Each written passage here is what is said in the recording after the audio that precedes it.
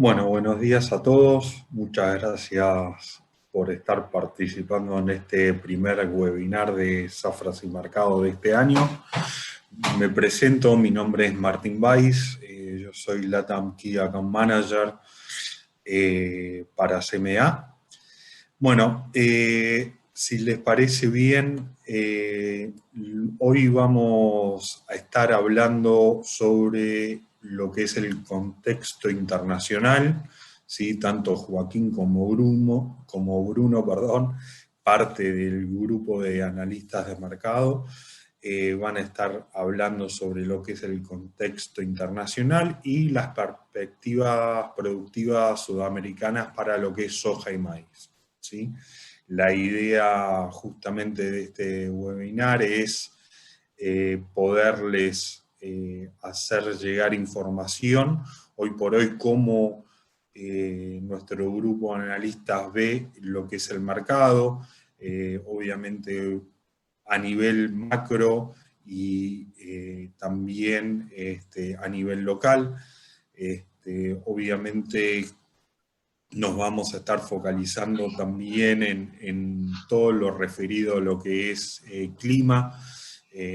Así que, bueno, la idea es que puedan absorber esta información que tanto Bruno y Joaquín les van a estar brindando, ¿sí? Durante el webinar les voy a pedir, por favor, que mantengan sus micrófonos muteados. Va a haber un espacio de preguntas al final del webinar, entonces para aquellos que a medida que vayan cursando la presentación se vayan generando dudas o consultas que les gustaría que nosotros les respondamos, al final, como les decía, de la presentación va a haber un espacio para eso. La idea es compartir dudas y consultas entre todos para que los chicos se las puedan estar respondiendo. Así que bueno, ahora lo voy a presentar tanto, bueno, Joaquín Aspirós Arias como Bruno Todone van a ser los responsables de este webinar. Obviamente no me quiero olvidar de las empresas que nos apoyan en todos los proyectos de Zafras y Mercado, así que tanto a la gente de agritotal.com, AgroLatam, AgroPro, AIPSA, Argentrigo, revista chacras.com.ar, Jornaderos Agro, la gente de Maizar, Márgenes Agropecuarios, Portal Agropecuarios, la gente de CUSITS y la gente de Sociedad Rural de Jesús María. Bueno, muchísimas gracias a ellos, creo que no me he olvidado de ninguno. Obviamente ellos lo que hacen es justamente difundir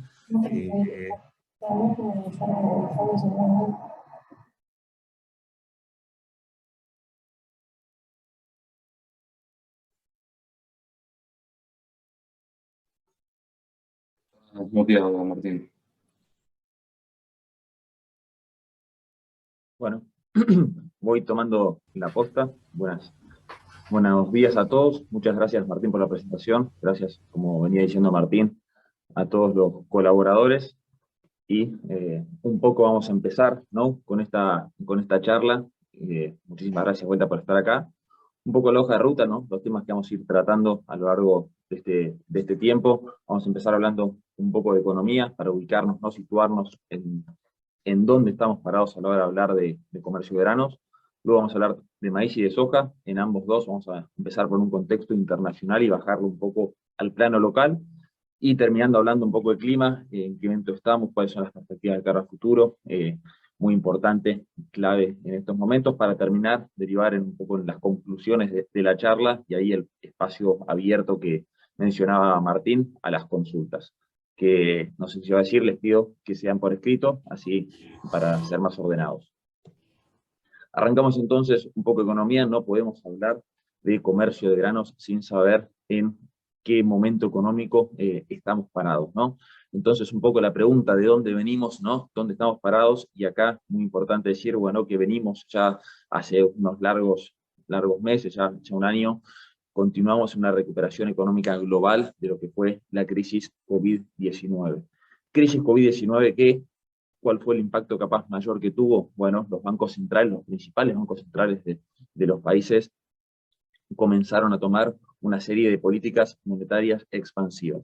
Lo conocemos muy bien aquí en Argentina, comenzaron a imprimir dinero, comenzaron esta emisión monetaria para poder afrontar distintos planes, ¿no? De incentivos a una reactivación económica.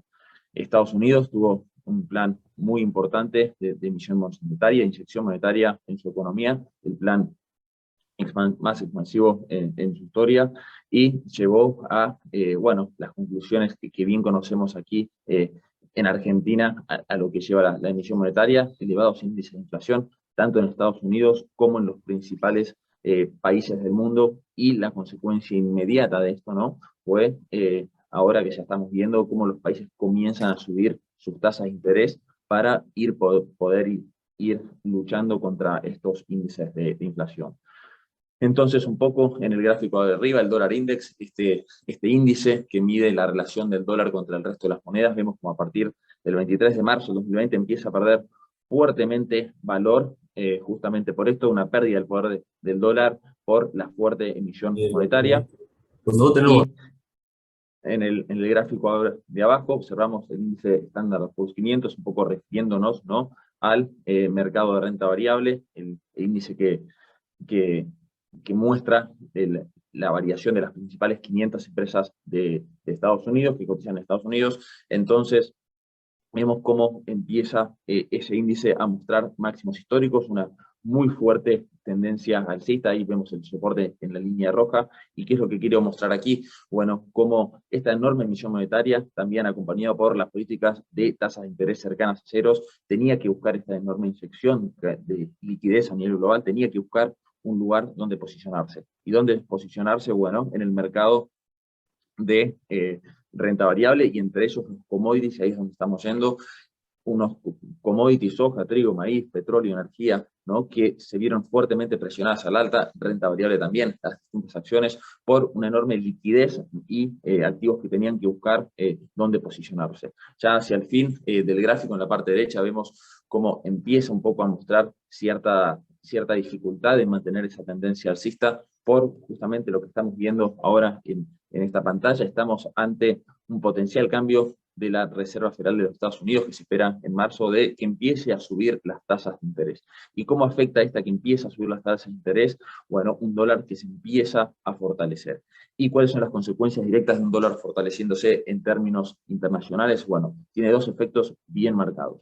Por un lado, el encarecimiento de las exportaciones, ¿no? Si el dólar es más fuerte, son más caras las exportaciones norteamericanas, entonces tenemos menor demanda de exportación de los commodities norteamericanos. Y por el otro lado, muy importante también, capitales que empiezan a reposicionarse, saliéndose de renta variable y yéndose hacia su hábitat natural, hacia el hábitat de renta fija, con, bueno, tasas de interés que empiezan a aumentar. Aquí estamos viendo acá un poco la consecuencia, ¿no?, de esta enorme emisión monetaria con la inflación interanual que llega al 7.5 en enero del presente año, la inflación más alta en términos anuales en los últimos 40 años, con una inflación para enero del 0.6%, también por encima de lo que el mercado esperaba en el 0.5%. Entonces, elevados índices de inflación llevan a aumentos de tasas por parte de la Fed. Se habla de 50 puntos básicos, de 25 puntos básicos sería lo que la Fed estaría dando en el mes de marzo. También se habla de 7 subas a lo largo del presente año, lo que sí vamos hacia un contexto de fortalecimiento del dólar. Y acá en el plano local, ¿qué es lo que pasa? ¿Cuál es la variable que está marcando un poco la economía? Bien sabemos el potencial acuerdo con el Fondo Monetario Internacional, con esta deuda que tenemos de vencimientos en este año por 19.000 millones de dólares y 2.000 millones de dólares que vencen ahora en marzo con el Club de París. En 2023 vencen otros 20.000 millones y 2024 otros 4.000 millones. Una deuda que no se puede pagar sin llegar a un acuerdo, sin llegar a esta palabra que tan en boga está ahora, ¿no? Un reperfilamiento de la deuda, un cambio en las condiciones, y que a ambas partes les conviene cerrar un acuerdo, eso es lo que estamos viendo. Entonces, y para poder cerrar este acuerdo, ¿qué es lo que se va a exigir? Bueno, una disminución en el déficit. ¿Y cómo se puede disminuir el déficit? O aumentamos lo recaudado o disminuimos el gasto. ¿Cómo podemos disminuir el gasto? La primera opción, vea la ecuación de salarios y inflación. Una inflación interanual que está en torno al 51%, una inflación en el mes de diciembre. Estos son datos de la Federación Argentina del Consejo Profesional de Ciencias Económicas, de diciembre en torno al 3,8%, entonces salarios que no se espera que no ajusten en esta proporción, entonces que se comienza a ver una licuación de salarios en términos reales. También los recortes a los subsidios a la energía, disminuir el gasto en este punto, y algo que nos interesa ahondar un poco aquí es un escenario potencial probable de mayores intervenciones en el agro. Estamos hablando tanto de retenciones o de volúmenes de equilibrio, como vamos a ir viendo. Con este panorama un poco económico, empezamos a centrarnos en maíz, con una producción a nivel global que viene creciendo campaña tras campaña, pero si hacemos foco en las últimas campañas, vemos una demanda que viene creciendo a un ritmo más rápido que la oferta, esto también dando sostén a los precios. En términos globales, datos de Luzda, el último informe de WASDE de oferta y demanda, una producción que alcanza los 1.205 millones de toneladas y una demanda en 1.195 millones de toneladas. Todavía la producción sí, por encima del consumo total, pero en las últimas campañas esta diferencia se ha ido achicando, también dando presión a los precios. ¿Por qué ha ido aumentando esta demanda? Bueno, una mayor utilización del maíz para etanol, tanto en Brasil como en China, una demanda sólida también en Estados Unidos, China modificando su matriz de producción porcina, también empezando a demandar más maíz. Esto fue una clara señal de la campaña 2021 que se viene manteniendo, no en la misma proporción, pero sí se viene manteniendo la 21-22, y esta mayor exigencia por buenos resultados de producción en América del Sur, que vamos a adentrarnos un poco. Si analizamos entonces el comercio en maíz, vamos a analizar lo que son estos 5 países productores que concentran el 72% de la producción mundial. Pero también enfocarnos, si quitamos de este quinteto de países a China, ya que China es un país que se consume absolutamente todo lo que produce, nos quedamos con estos 4 principales países exportadores a nivel global, que concentran el 87% de la producción a nivel internacional. Entonces va a ser muy importante poder poner foco en estos países, liderando Estados Unidos las exportaciones con el 30% de las exportaciones globales, pero entre ellos casi el 90% del total de las exportaciones. Entonces, haciendo un poco el foco en Estados Unidos, en esta campaña estamos ante la presencia del cuadro de oferta y demanda, campaña 21-22, que había empezado con esta disminución muy fuerte del inventario inicial, producto, bueno, de los inventarios finales de la 2021, que se habían dado principalmente por este fuerte aumento de las exportaciones, ¿no?, que habíamos visto de 45,2 a 69,9, disminuyendo esas exportaciones proyectadas para la actual campaña 21-22. Recordamos, campaña que comienza en septiembre del año pasado, finaliza el último día de agosto del presente año. Son algunos de los datos muy importantes. Es una producción que había sido una producción muy buena, no histórica, pero muy buena, de maíz en 383,9 millones de toneladas, y un cuadro de oferta y demanda que comienza a mostrar algunas señales de que se empieza a apretar en el sentido de algunos datos que vamos a ir viendo. Ya, si bien vamos ahora a analizar, ¿no?, dónde están los ojos puestos en Sudamérica y la evolución del cultivo, ya lentamente los ojos del mercado se comienzan a ir hacia el próximo informe del mes de marzo de Luzda, con la intención de siembra.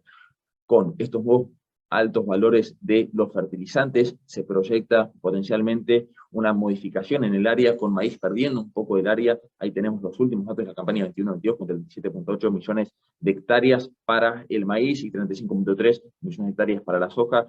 La soja podría seguirle ganando terreno al maíz, y esto también se podría haber traducido en precios, afectados principalmente por una mayor demanda de los fertilizantes para el maíz.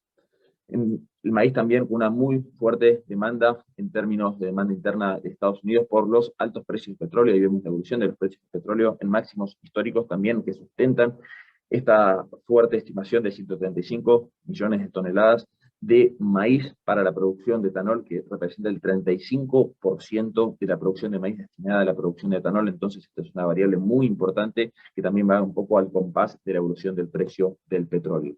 Si analizamos un dato muy importante, que es la relación stock final-consumo, y analizamos las últimas campañas, vemos cómo la estimación inicial en esta relación no fue sostenida y hay una tendencia a una subestimación de la demanda.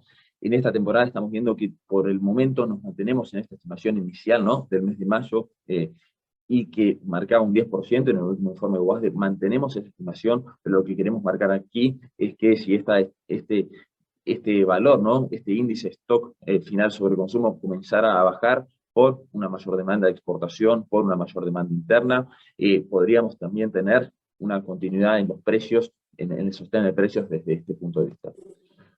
¿Cómo vienen las exportaciones? Habíamos visto la campaña pasada, 2021, exportaciones récord, ¿no?, de maíz en Estados Unidos, con China ahí presionando muy fuertemente.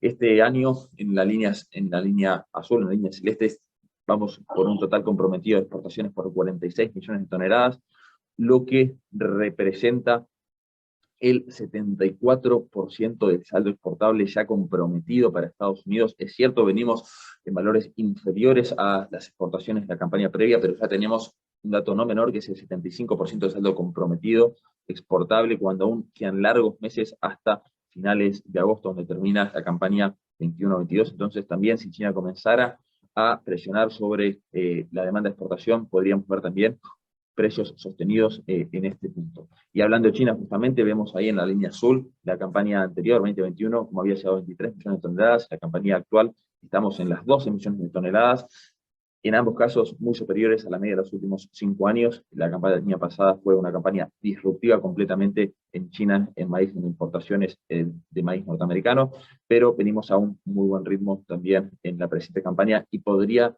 verse una aceleración en este ritmo. Es más, ya empezamos a verlas en las últimas semanas, producto de los recortes productivos sudamericanos, y China que comienza a empezar a presionar más fuerte sobre la demanda norteamericana.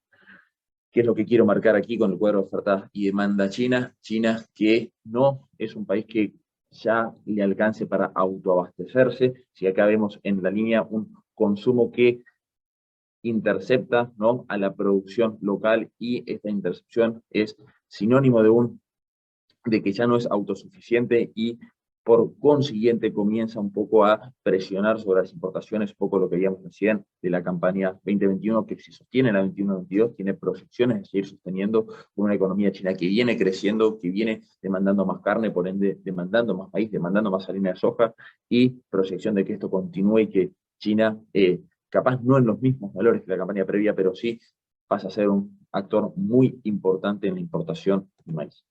También hablamos de Ucrania, hablamos en la situación que tiene hoy en día, una situación tensa entre Rusia y Ucrania, Rusia a punto de invadir Ucrania, y esto en los granos, ¿cómo repercute? Estamos ante la presencia de países netamente exportadores, ¿no? Países como señalamos Ucrania en maíz, bueno, Rusia también, partícipe muy importante, principal exportador de trigo del mundo. Sabemos la correlación entre el trigo y el maíz. Entonces, países que si llegaran a presentar problemas en la región del Mar Negro, por problemas en las exportaciones, ¿no?, por una logística que se podría llegar a ver interrumpida, el mercado comienza a especificar este riesgo, y también es una variable que puede ser alcista sobre los precios.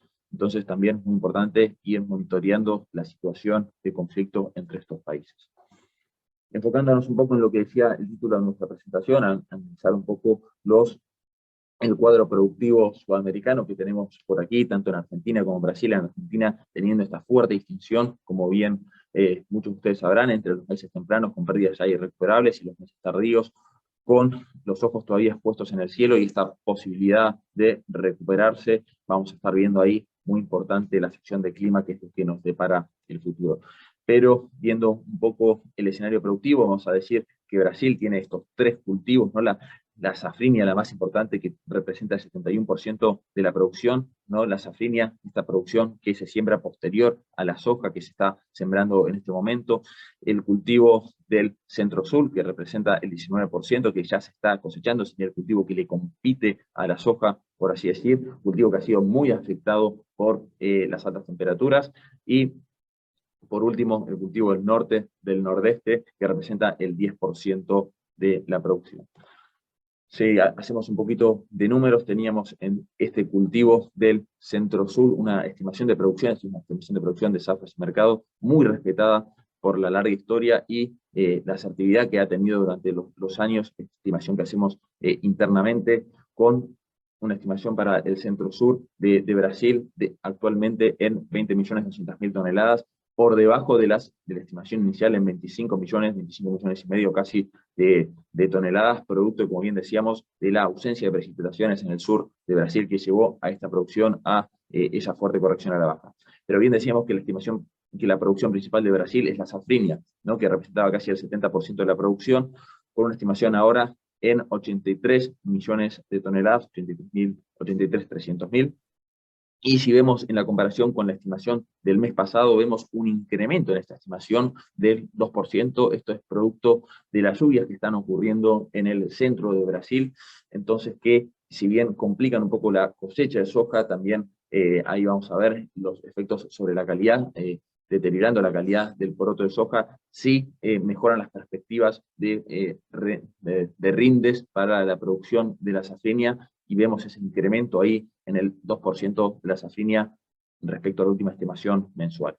Y en la estimación inicial para Brasil teníamos unos 122 millones de toneladas, actualmente en 115 millones de toneladas, un poco la conjunción de esa corrección a la baja de la producción del sur y el aumento de esta última mensual para la safrinha. Un poco el cuadro de oferta y demanda, la clave va a estar ver un poco cuál va a ser el saldo exportable que se había visto muy fuertemente modificado a la baja por la quiebra en la safrinha el año pasado, pasando de 34 millones de toneladas a 20 millones de toneladas en la cosecha 2021, y proyección de exportación de 34.5 millones de toneladas para el presente año. Como bien decíamos, estamos en la cosecha del maíz de verano, una cosecha que viene más avanzada que la media en 28.6% al 11 de febrero, por delante de la media en 18%, y esto está permitiendo también, vamos a ver, misma situación para la soja, luego está permitiendo darle más tiempo a la safrinha, entonces esperando esas lluvias que den una condición ideal de siembra, también mejorando las perspectivas de siembra. Recordamos que la campaña pasada el 70% de la safrinha había sido sembrada fuera de la ventana óptima de siembra. Esto luego repercutió fuertemente sobre los rendimientos. No estamos viendo la misma situación en la presente campaña, también mejorando entonces aquí las perspectivas para la safrinha, que viene, como bien decíamos, avanzada respecto un poco al promedio de las últimas 5 campañas, y muy avanzada respecto a la siembra tardía que se había dado en la campaña pasada.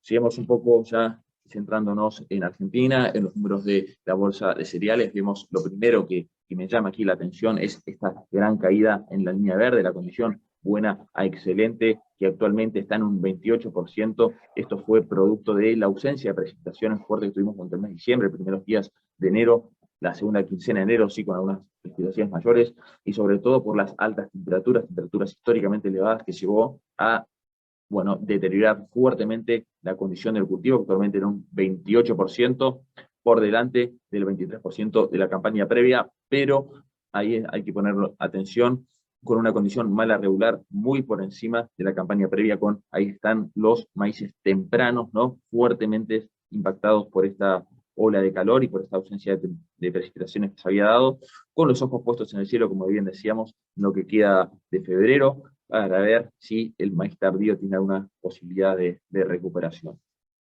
En cuanto a la condición hídrica del suelo, una condición óptima regular, óptima adecuada en un 75%, también inferior a este 87% de la campaña pasada, y mayor porcentaje para la condición regular a sequía, en torno al 24%, bastante por delante del 13% de la campaña pasada.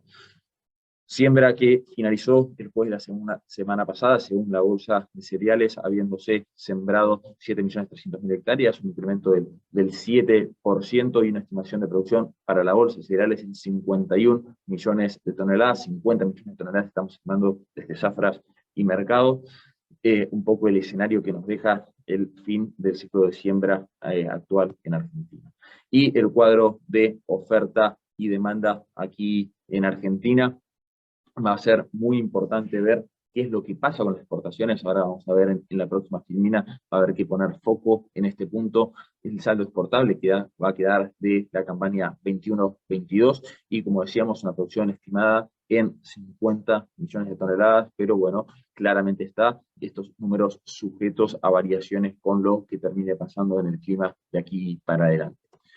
Como decía, queríamos hacer un poco foco en el avance de comercialización de maíz de Argentina. Hablamos de las intervenciones gubernamentales, ¿no?, en el mercado, y sabemos que actualmente tenemos este tope fijado por el gobierno nacional, los llamados volúmenes de equilibrio establecidos para el maíz, hasta el momento en 25 millones de toneladas, hasta tanto no se tenga alguna proyección más certera sobre la producción estimada para la presente campaña. Pero bueno, en números concretos, actualmente volúmenes de equilibrio fijados máximos en 25 millones de toneladas, declaraciones juradas de ventas al exterior que avanzan en 22.400.000 toneladas aproximadamente.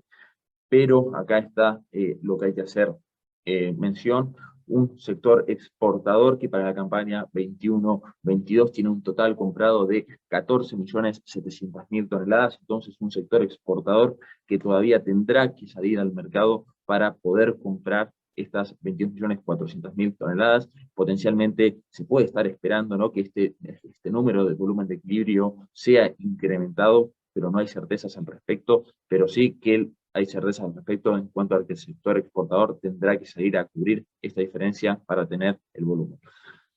Entonces, este es un poco el escenario, el avance de la comercialización. Si hablamos de una producción estimada en 50 millones de toneladas, podemos decir que estamos con un avance de comercialización del 30% de esta producción ya ha sido comercializada, muy en línea con,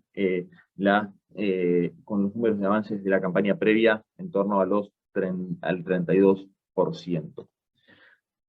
¿Qué es lo que ha venido dando un poco sostén a los precios, estos elevados precios de maíz, que ahora vamos a un poco hacer números, pero han sido los fuertes recortes productivos en los últimos meses en el cono sudamericano, en Argentina y Brasil principalmente, ¿no? Si hablamos de Brasil, acá es un poco la comparación entre los números Zafras y los números del Departamento de Agricultura de los Estados Unidos. Si hablamos en términos de la estimación inicial en noviembre a la estimación de febrero, vemos que Brasil perdimos 3.500.000 toneladas, en los números USDA se perdieron 4 millones de toneladas, pero el USDA un poco retrasado en la estimación de producción. Acá también decir que Zafras incrementó levemente la producción, por lo que hablamos de mejores perspectivas para la safrinha, que es la producción importante de Brasil, que recién está comenzando. Entonces, un mercado global del maíz que va a poner los ojos fuertemente en este avance de la safrinha de Brasil.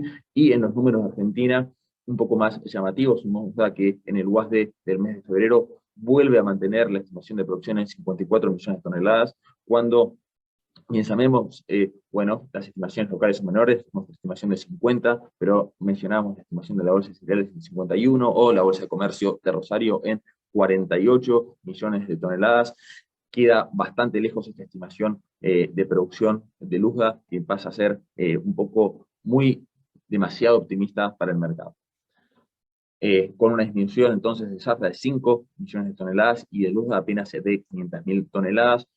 Entonces estos totales hacen que, bueno, sean los que le están dando un poco sostén a los precios en el mercado tanto de Chicago como en el mercado local.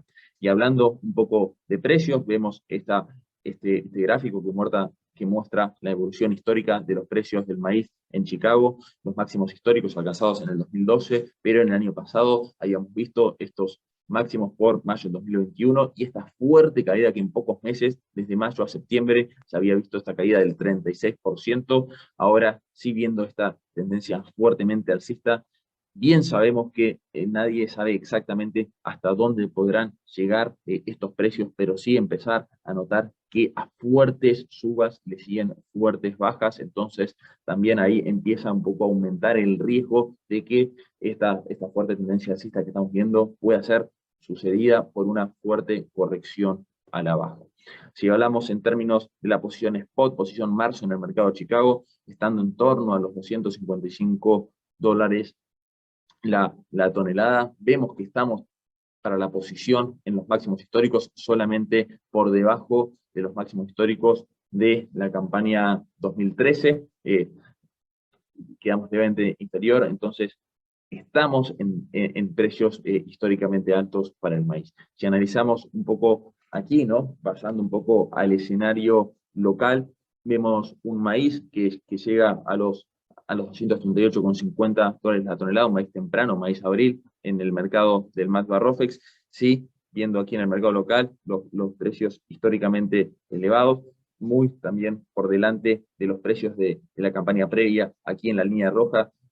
Si analizamos una comparación en términos interanuales, un 18% superior a la campaña previa para el mismo momento, una diferencia de 37 dólares la tonelada. Estamos hablando de un maíz temprano, entonces en muy buenos precios para el maíz, tanto un maíz temprano como estamos analizando aquí, como este maíz tardío, también en precios históricamente elevados, con una diferencia interanual del 14%, 27 dólares la tonelada por encima de el maíz del año pasado para la misma altura. Entonces concluimos tanto Chicago como en el mercado local viendo precios sumamente elevados, y acá analizando un poco cuál es el premio que se le está dando al maíz temprano sobre el tardío, un maíz temprano que va a llegar obviamente en menor volumen, entonces se le paga un premio al maíz temprano, el mercado sí lo está demostrando. Vemos la diferencia, ¿no?, entre ambas posiciones, el spread entre la posición abril, el spread sobre la posición julio, también un spread en términos históricos elevados, entonces un maíz abril bien por encima de la media, tanto en la posición como en el spread. Bajamos un poco entonces toda esta información a números, estuvimos viendo un poco el contexto internacional, las principales variables, nuestros precios, estamos en precios históricamente elevados, y es el momento de la acción, es el momento de tomar decisiones. Entonces, la primera consulta que surge aquí es si creemos que podemos ver una suba en los precios, mejores precios, y aunque tengamos esta duda, aunque creamos que pueden seguir precios, esto no nos imposibilita seguir pensando en alguna estrategia para ir capturando estos precios históricamente elevados. Podemos ir fijando pisos de venta, y además de fijar un piso de venta con estos muy buenos precios, podemos quedar abiertos a potenciales subas, ¿no?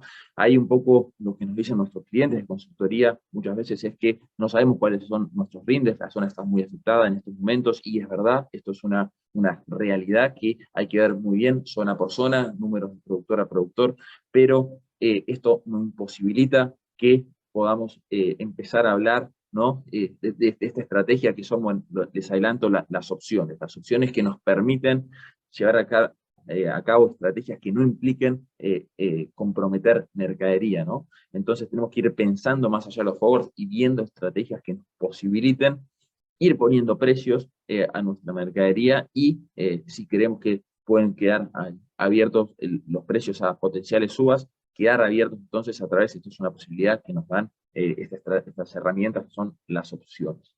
Vamos a bajarlo un poco a números para ir finalizando y quedarnos con algo bien concreto.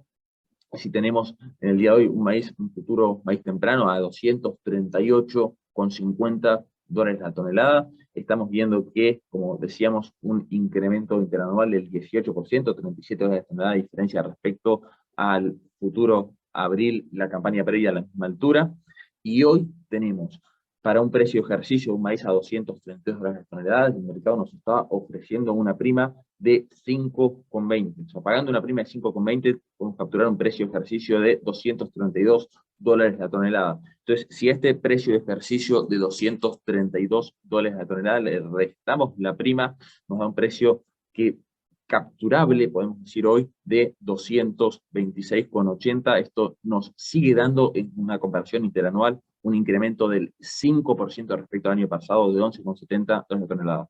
Entonces, es un momento en que tenemos, este es el mismo ejercicio para un maíz tardío, pero es un momento en que tenemos que ir capturando estos precios.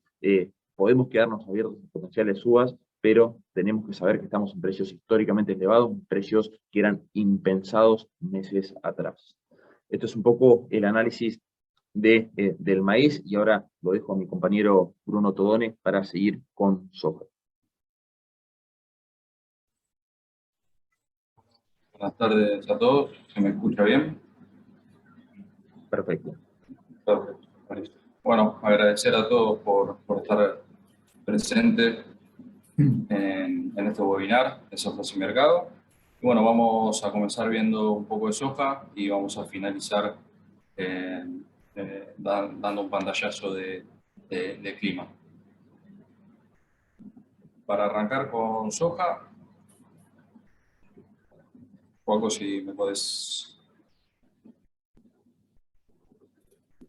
Perfecto. Vamos a ver la producción y la demanda global, así como vimos con el maíz, y muy en sintonía.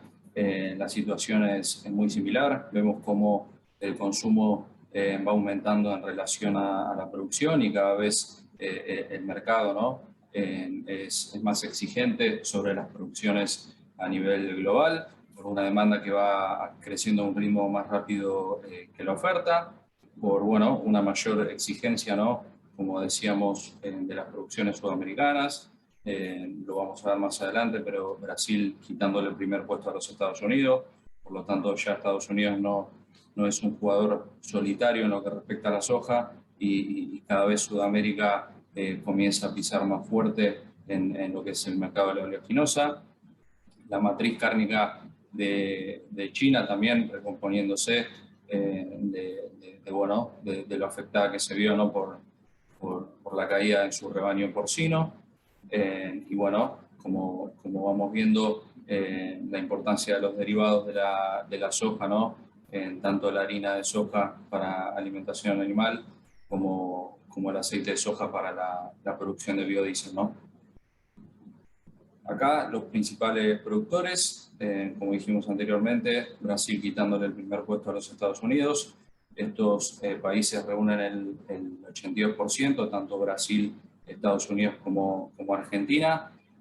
Si bien ahí observamos a la China y a la India, en estos países se consumen todo lo producido, por lo tanto, en temas de mercado, mucha importancia no tiene. Es por esto que los principales exportadores continúan repitiendo, siendo Brasil, Estados Unidos, en este caso se suma Paraguay y Argentina, concentrando el 93% de las exportaciones mundiales. Realmente es un volumen muy alto. Y para tener en cuenta, Paraguay, las exportaciones de Paraguay, el destino es Argentina, que bueno, Argentina importa esta soja paraguaya para su procesamiento, ¿no? Y para la exportación de tanto de harina como de aceite de soja. Pasando a Estados Unidos, cuadro de oferta-demanda, vemos cómo acá, para ver los números importantes, son los stocks, ¿no?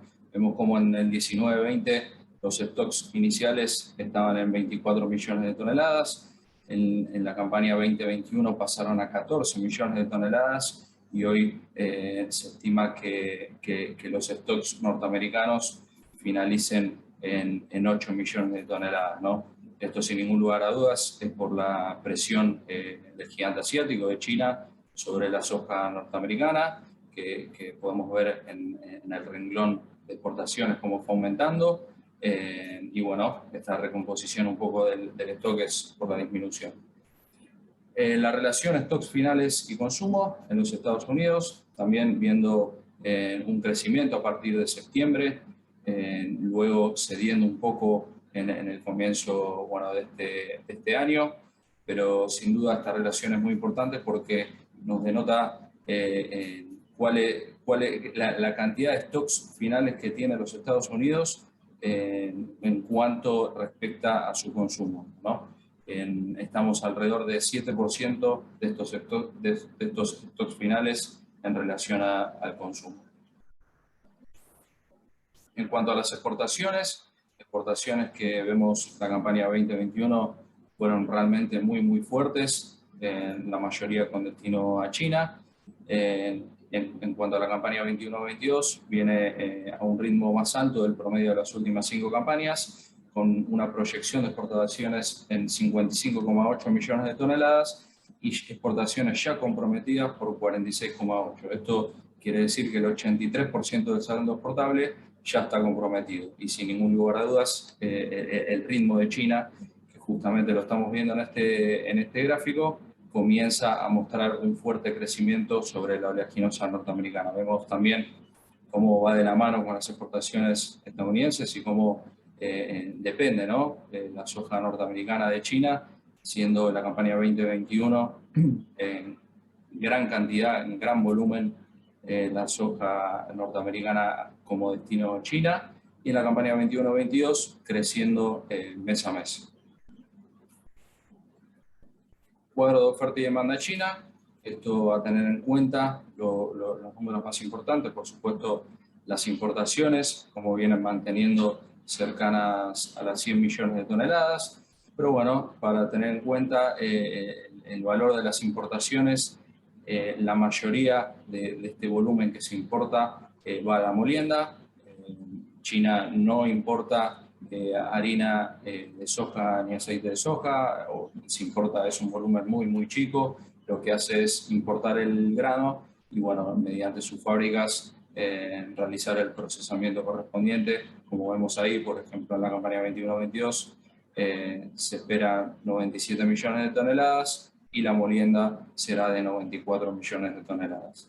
Los sectores finales también manteniéndose. Pasando a Sudamérica, este es el cuadro productivo, la estimación productiva de Brasil, donde por allá por julio del 21 se había comenzado con una proyección productiva de 142 millones de toneladas. En la última proyección productiva desde Safras y Mercado, estamos ubicando esta producción brasilera en las 127 millones de toneladas, en una disminución muy importante. Y aquí en este cuadro podemos observar por las regiones, ¿no? Por los estados de Brasil, donde vemos que, bueno, el sector sur, la región sur brasilera, fue la más dañada por la ausencia de precipitaciones y altas temperaturas. Donde hacemos una comparativa con la campaña 2021, vemos que bueno, la producción en la 2021 estaba cercana a las 44 millones de toneladas y en esta campaña, en la 21-22, se espera que alcancen las 28 millones de toneladas. Por supuesto, también hay un diferencial importante en los rendimientos. Cuadro de oferta y demanda en Brasil. Bueno, acá vemos un poco más ampliado lo que vimos de la proyección productiva, con la mayoría de lo que produce Brasil se exporta, ¿no? No como Argentina, que lo vamos a ver más adelante. Vemos que para el 2022 la producción de 127 millones de toneladas, se espera que se exporte 85 millones de toneladas y, bueno, también tiene un margen bastante considerable en lo que es el crush, en lo que es el procesamiento, que Brasil también muestra volúmenes importantes, ¿no? Tanto de harina de soja como de aceite de soja. Esta es la evolución de la cosecha brasilera. Al 11 de febrero viene mostrando un 25,6% de la superficie que se plantó. Esto muestra casi un 10% de aumento en relación a la semana anterior, a la semana finalizada el 4 de febrero, y un aumento de casi también el 10% en relación al promedio bueno, normal, ¿no? de lo que es Brasil campaña tras campaña. Denotándonos en Argentina, también viendo un poco, como vimos en maíz, el estado y la condición del cultivo en Argentina. Viene mostrando valores peores, ¿no? La campaña anterior, con un 17% de la condición mala regular, en comparación al 7% que observamos en la campaña 2021, y una baja también condición de buena excelente, con un 37% en comparación al 71% de la campaña 2021. Como bien sabemos, la soja aún en la mayoría de las regiones no está transitando su estadio más crítico, que es el llenado de granos, principalmente en la soja de segunda, que, bueno, todavía están a tiempo y están en carrera para alcanzar algunas precipitaciones y que, bueno, que este escenario mejore, ¿no? En cuanto a la condición hídrica, también un poco sintonía con la condición del cultivo, óptima adecuada un 66%, bastante menor a la campaña 2021, y regular sequía un 34%, bastante mayor a la campaña 2021. Acá un poco la matriz productiva, ¿no? de Argentina, viendo el avance en siembra ya finalizado. La 2021 se espera que finalice con 16.300.000 toneladas.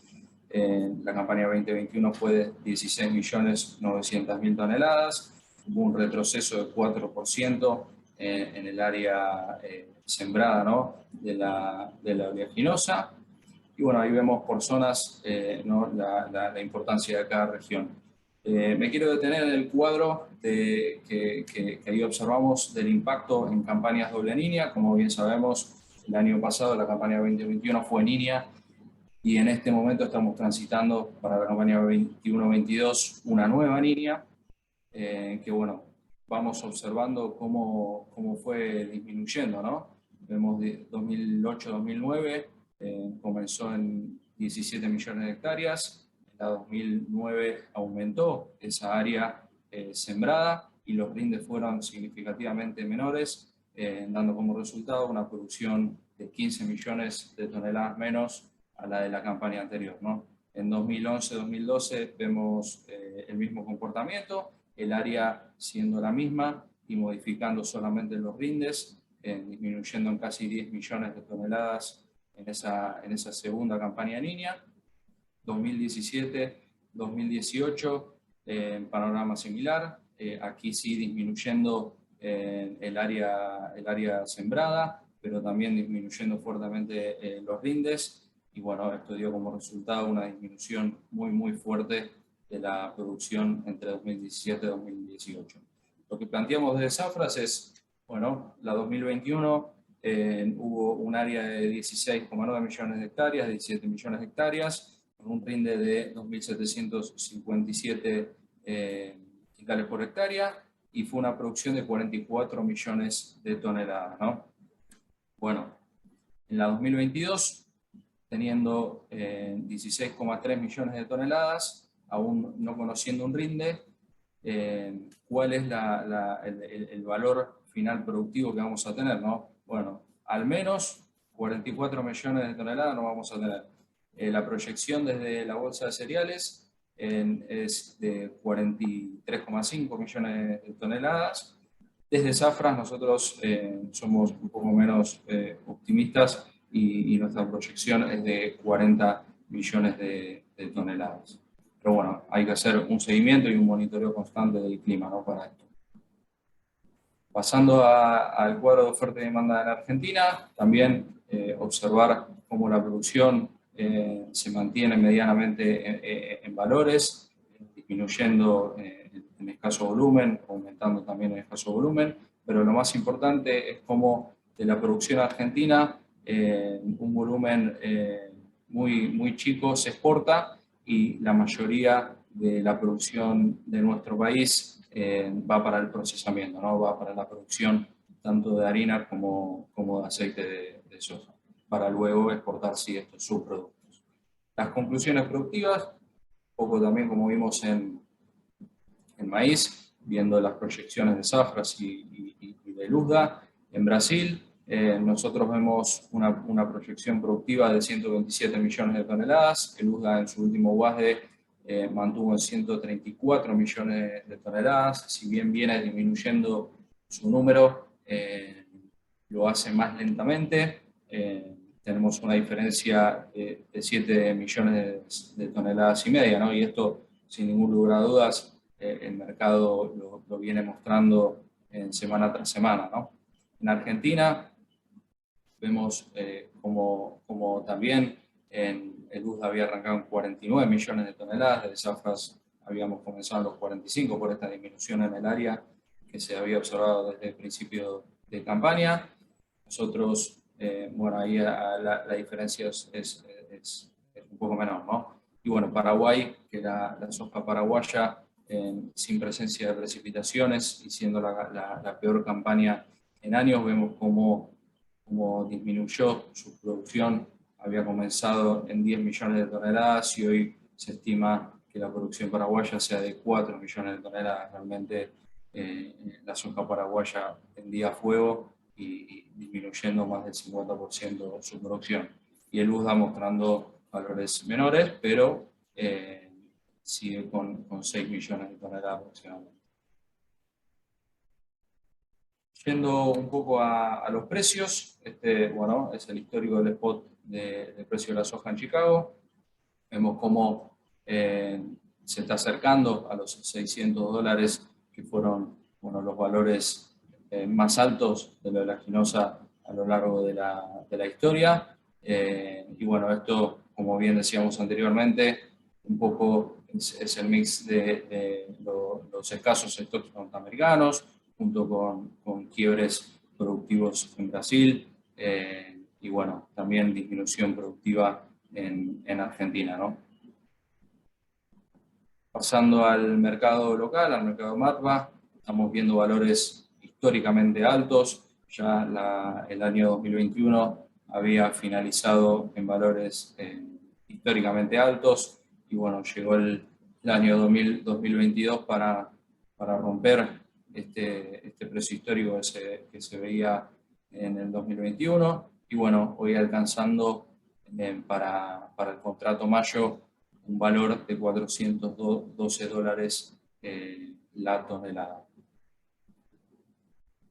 Adentrándonos en clima, para ver un poco la proyección, arrancamos para ver dónde estamos parados. Actualmente estamos en línea, como bien saben, y bueno, vamos a ir viendo, se espera que por lo menos hasta marzo, abril y mayo, ese trimestre, alcance cerca del 80% esta presencia de niña, y luego sí empiece a ceder la probabilidad de esta niña para aumentar la probabilidad de una situación neutral, que bueno, el segundo semestre va a mostrar, ¿no?, esta presencia neutral y esta disminución de la niña. Lo que respecta a la actualidad y los pronósticos climáticos en Sudamérica, acá vemos dos mapas donde podemos observar el acumulado de precipitaciones en milímetros de los últimos 7 días. En este caso tenemos del 7 de febrero al 13 de febrero, tanto en Argentina como Brasil. Vemos como la provincia de Córdoba ha recibido un considerable milimetraje. Lo mismo para la provincia de Buenos Aires, más precisamente el sur de Buenos Aires, pero Santa Fe, la provincia de Santa Fe, no ha recibido casi lluvias. En algunas zonas del sur de Santa Fe, pero tanto el centro como el norte no ha recibido lluvias. En lo que respecta a Brasil, como bien comentaba Joaquín, en el maíz, en la zona centro, con muy buenas lluvias, pero bueno, el problema, como vimos en el cuadro productivo de Brasil, es el sur, donde vemos que en los últimos 7 días casi no hubo precipitaciones, y bueno, esta zona sigue comprometida, ¿no?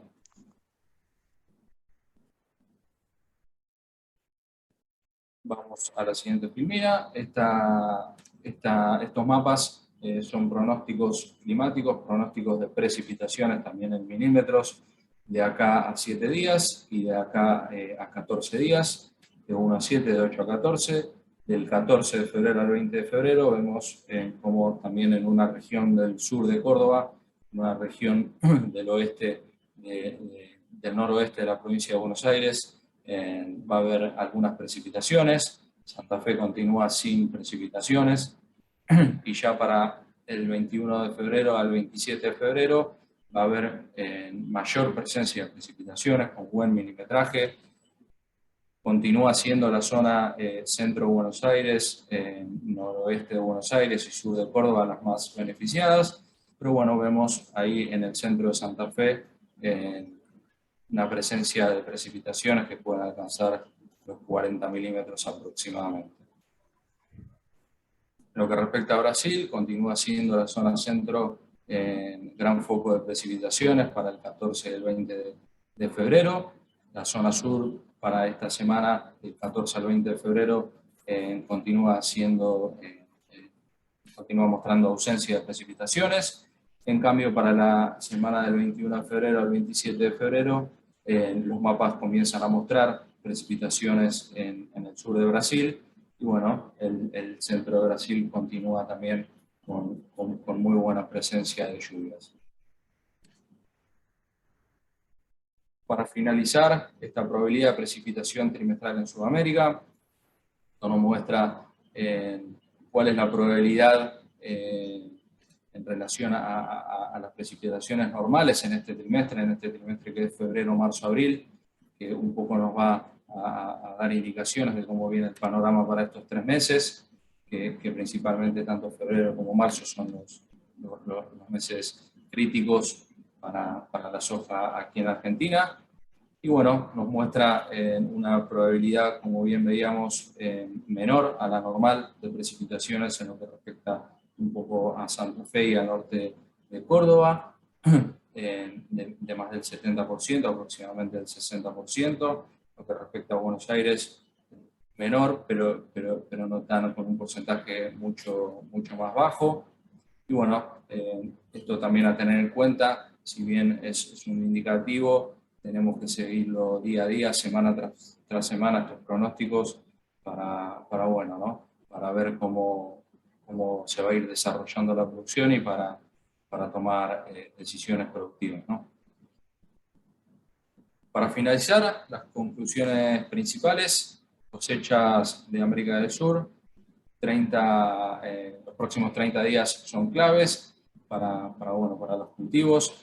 Precipitaciones en el centro de Brasil, más sequía en Argentina, también sequía en el sur de Brasil.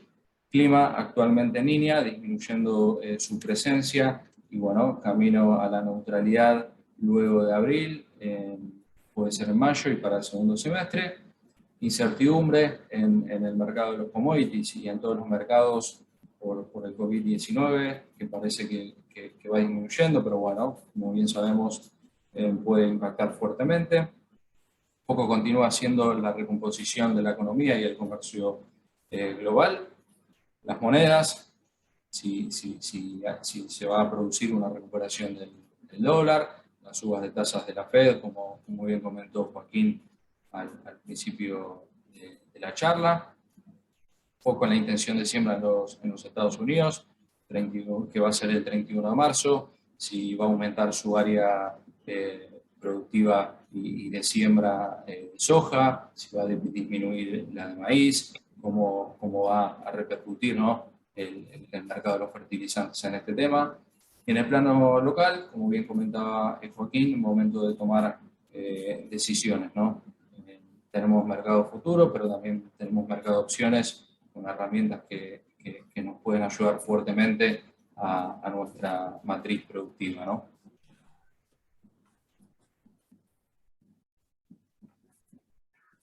Bueno, vamos finalizando el webinar. Si tienen alguna pregunta, como comentábamos al principio, la pueden ir escribiendo en el chat. Martín, te paso el mando por si hay alguna consulta. Dale, Bruno. Bueno, muchísimas gracias a los dos por la presentación. Justamente, bueno, es el momento para hacer preguntas. Acá hay algunas preguntas, siguiendo un poco lo que Bruno comentaba sobre lo que es el clima. Acá hay una pregunta que dice: ¿hasta cuándo el clima en Sudamérica será prioridad, Bruno? Bueno, como comentaba un poco en las filminas de clima, tanto el mes de febrero como el mes de marzo, los próximos 30 días, 45 días, van a ser claves para ver cómo se encara esta producción, tanto en Argentina como en Brasil, ya que los cultivos, tanto los maíces tardíos como la soja, comienzan a transitar sus estadios críticos. El maíz, la polinización o la floración, y la soja, el llenado de granos. Pero bueno, como dije anteriormente, realizar un seguimiento y monitoreo en los mapas día a día, jornada tras jornada, por lo menos de acá a 30 a 45 días.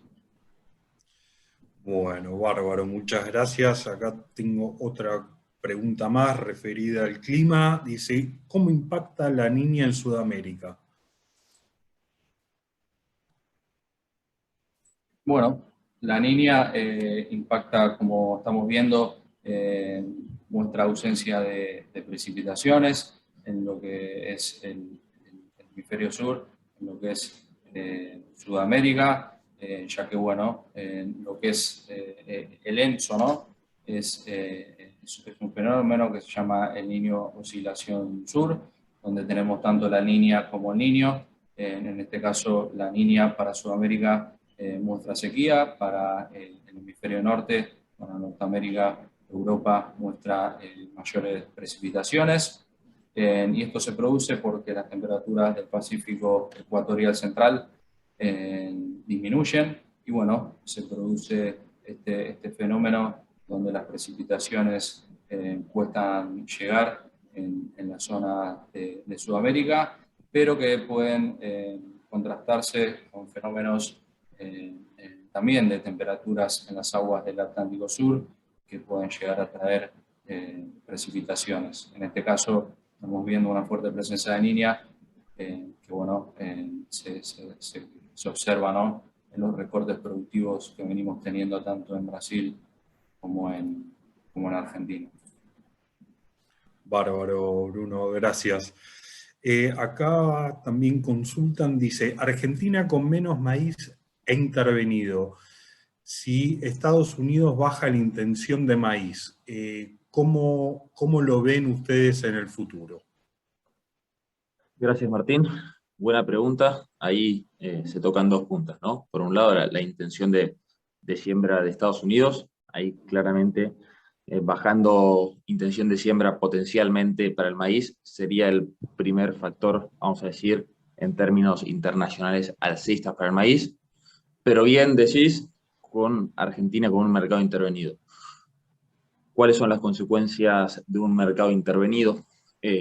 Bueno, un mercado que potencialmente no copia todas las alzas que se dan, ¿no?, en el mercado internacional. ¿Por qué? Porque, bueno, tiene un sector exportador que puede acompañar hasta cierto punto esas alzas, producto, bueno, que queda fuera de juego. Entonces habrá que ver hasta dónde es ese saldo exportable que se compromete el gobierno a exportar, y también, bueno, va a haber que ir viendo cómo viene la demanda a nivel internacional y qué efecto va a tener si se apura o no en este punto, ¿no? Perfecto. Perfecto, gracias, Joaquín. Acá hay otra pregunta de Germán, dice, ¿cómo el retraso de ventas de los productores de Argentina y Brasil en menor medida puede seguir fortaleciendo las bases de soja? Bueno, ahí tenemos claramente, a medida que se continúe dando este retraso, ¿no?, en las ventas, las bases van a ser fortalecidas. Muy importante ahí distinguir, ¿no?, cuáles son las acciones que llevan a distintas estrategias de un productor brasilero o un productor argentino. Muy importante ver la voluntad que tiene el productor argentino en quedarse posicionado sobre grano como reserva de valor. Esta variable no la tenemos tanto haciendo fuerza en Brasil. Entonces, piensa el productor argentino que a la hora de avanzar sobre una potencial comercialización no tiene que ver solamente el precio de la soja, ¿no?, sino si se quiere quedar en dólar, a qué tipo de cambio puede acceder, ¿no?, a qué tipo, si tenemos el tipo de cambio MEP, bueno, ir viendo un poco también si se devalúa o no el oficial tras el acuerdo con el Fondo Monetario Internacional, va a ser una variable que va a guiar en gran parte el avance o no de esa comercialización más agresiva. Pero sí creo que con estos valores se tiene que empezar a ver un avance más agresivo en la comercialización de soja, ¿no? Gracias, Joaquín. Acá Oscar nos pregunta, la posible guerra centrándola en Ucrania, ¿cómo influiría en estos mercados tanto sudamericano como norteamericano? Bueno, ahí son varios puntos a tener en cuenta. Podemos empezar haciendo un análisis histórico, ¿no? De lo que ha pasado en otras oportunidades. A mí me gusta decir, o sea, el precio que refleja situación actual y refleja expectativas. Entonces, cuando analizamos una guerra, analizamos qué expectativas hay de que el comercio sea interrumpido, ¿no? Si vamos a factores actuales, vemos envíos tanto de Rusia como de Ucrania, ¿no? En toda la región del Mar Negro, que han sido normales. Es más, a principios de febrero, fines de enero, se dio una reapertura de algunos puertos en Ucrania que se encontraban cerrados por mal tiempo. Entonces, es más, las exportaciones tuvieron un incremento en la región del Mar Negro, pero en las expectativas hay esta posibilidad de que se paralice el comercio de granos. ¿Qué hizo el mercado? Tomó este riesgo, ¿no? Siempre decimos que el mercado se para sobre el escenario más probable, ¿no? Entonces empieza a capitalizar este riesgo, sube el precio, pero también hay que ver que esto es una cuestión para mí como de timing, ¿no? De momentos, va a haber dos momentos, también esto sucedió, si analizamos el conflicto en 2014, también en la región de Crimea, en la región del Mar Negro, un momento donde al estallar el conflicto, en un mes los precios subieron un 20%, pero esa oferta, esos granos siguen existiendo, siguen estando. Y una vez que se normalice, no una vez que haya paz entre los países, no una vez que esté solucionado el conflicto, sino una vez que se normalice la logística, esa oferta sigue estando y así como hubo un momento de presiones al alza, va a haber otro momento de presiones a la baja porque es una mercadería que va a tener que encontrar un destino. Entonces es una cuestión de timing que sí puede presionar sobre los mercados al alza, que luego potencialmente va a presionar sobre los mercados a la baja y analizándolo desde Argentina, también la variable de mercado intervenido disminuyendo los potenciales efectos alcistas, pero no bajistas que estas medidas puedan tener sobre el mercado. Bárbaro, gracias Joaquín. Acá hay una consulta de Walter. ¿Cómo ven el mercado de sorgo? ¿Sí? Teniendo en cuenta, digamos, hoy los futuros indican $220 la tonelada. ¿Cómo lo ven? ¿Debería aumentar ya que los futuros del maíz siguen subiendo? Muy buena pregunta. Actualmente, bueno, la charla la estamos enfocándonos más, ¿no? Sobre soja y maíz. No estamos, no está siendo un producto que por el momento estemos ofreciendo para Argentina el sorgo como análisis. Estamos enfocados en soja, trigo y maíz. Sí tenemos alguna información, pero bueno, la charla de hoy va a por otros nortes.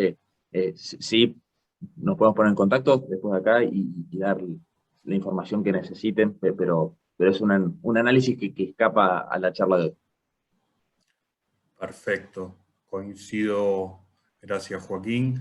Acá Dante nos hace una consulta. En este contexto argentino inflacionario, mercados intervenidos y pandemia de por medio, ¿es conveniente para las empresas agro achicarse a nivel estructura o es factible agrandarse y crecer? ¿Cómo ven ustedes esto? Bueno, ahí es una respuesta que va a ir muy sobre el negocio en concreto de cada empresa, Exacto. sobre su estructura. Es un análisis que, bueno, hay que dar bien por región, bien cuál es su core business, ¿no? de negocio. Sí decir que en estos momentos de grandes, o sea, de variables que tocan sus extremos, ¿no? Son momentos de crisis, pero de oportunidades. Entonces hay que ver de qué lado se puede redireccionar la estrategia en cuanto a qué negocio en particular estar haciendo, pero sí que de estas grandes crisis nacen nuevas empresas, hay reagrupamiento de empresas, son oportunidades sin lugar a dudas. Bárbaro, Joaquín. Bueno, hay una consulta más. Acá preguntan, ¿puede el conflicto Rusia-Ucrania tener un impacto sobre el mercado argentino? Bueno, ahí vuelvo un poco al punto pasado. Sobre el mercado argentino, particularmente, vuelvo a decir, un mercado intervenido, las potenciales consecuencias que tengan van a ser, al alza van a estar limitadas por un mercado intervenido, pero si en este segundo momento, cuando hablamos de time, ¿no? Y se da una presión, una corrección de vuelta a la baja, ahí sí el mercado argentino la puede reflejar a esta corrección. Perfecto, Joaquín. Acá hay una consulta más. ¿Cómo podría influir el conflicto de Ucrania-Rusia en importación de fertilizantes? Bueno, muy bien, sabemos ahí que los grandes países productores de fertilizantes, ¿no? Rusia, Ucrania son grandes países proveedores de fertilizantes, va a estar muy de la mano con con si se da o no una interrupción en la oferta, en los envíos, pero claramente sería una restricción, una potencial restricción de ofertas de fertilizantes que podría retrasar esta proyección futura para un segundo semestre que estamos viendo de corrección a la baja en los fertilizantes. Quedarnos con esto, sí, son países que están dejados de la oferta, potencial conflicto podría afectar la oferta y esto sí sostendría los precios o podría ser incluso una variable alcista sobre el precio. Bárbaro, Joaquín. Bueno, vamos a ir dando por finalizado este webinar. Obviamente, muchísimas gracias a todos Muchas gracias. por haber participado.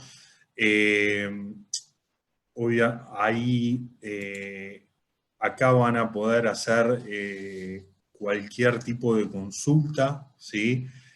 Pueden escanear el código QR para enviarme consultas. Yo se la voy a hacer llegar al grupo de analistas de mercado.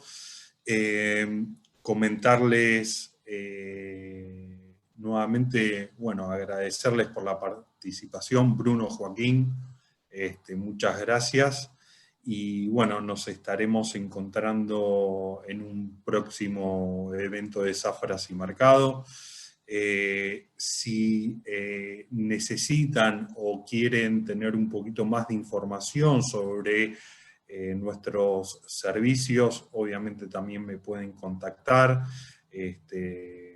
Nosotros como grupo CMA contamos con distintos servicios, con distintas tecnologías y obviamente la plataforma Zafras está enfocada en todo lo que es agro, no solamente cotizaciones, sino en la parte de análisis. Hoy por hoy estamos focalizando la plataforma para todo lo que es análisis, soja, maíz y trigo, y con nuestro servicio de consultoría hacemos foco en justamente todo lo que es la comercialización. Así que cualquier duda, cualquier consulta que